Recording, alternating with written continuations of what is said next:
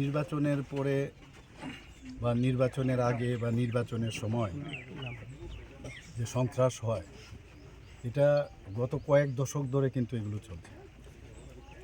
আমাদের যে ইচ্ছা ভারতীয় জনতা পার্টি সরকারের, আমরা বারবার চেষ্টা করছি, বারবার আমার যখন বিভিন্ন জায়গায় ভাষণ আমি দিয়েছি, আমি বারবার বলছি যে আমরা শান্তি চাই, শান্তিতে থাকতে চাই, ল অ্যান্ড অর্ডার আমরা এখানে ঠিকভাবে রাখবো।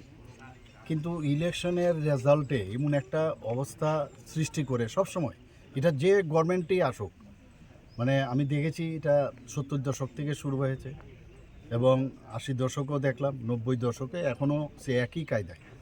এবং মথার যে দুর্বৃত্তরা যেগুলো সিপিএম থেকে শিখে এসছে, কংগ্রেস থেকে শিখে এসছে, সেইগুলোই ওনারা করছেন এখানে। এবং মানে কোন জায়গার মধ্যে গেছে ভাবা যায় না।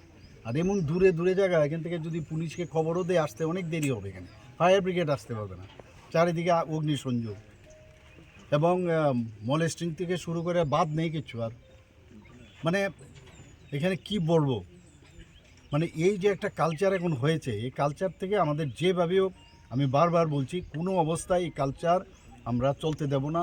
আইনের শাসন এখানে আছে, আইন তাহলে কিসের জন্য? মানুষকে যদি প্রোটেকশনে না দিতে পারি আমরা, তাহলে কি করে হবে? এর জন্য আজকে আমি সব জায়গায় আমি যাচ্ছি। আমি ডিজিপি সাহেবকেও নিয়ে এসেছি, সিএস সাহেবকেও নিয়ে এসেছি, এখানে ডিএমও আছে। কারণ এমনিতে বাড়িতে অফিস থেকে বসে অনেক কিছু শোনা যায়, কিন্তু চাক্ষুষ দেখলে কিন্তু বিষয়টা কত গম্ভীর। এবং আজকেও মিটিং আছে সন্ধ্যা 6টার সময়, আমি দেখেছি সমস্ত মিনিস্টার এবং বিভিন্ন এজেন্সিস, ডিজিস, এবং কাউকে কিন্তু ছাড় দেওয়া হবে না, কাউকে ছাড় দেওয়া হবে না, এটা একদম আপনাকে বলছি। কারণ মানুষ চায় যে শান্তি, এবং শান্তি প্রতিষ্ঠিত করতেই হবে আমাদের, এইভাবে চলতে দেব না। Thank you.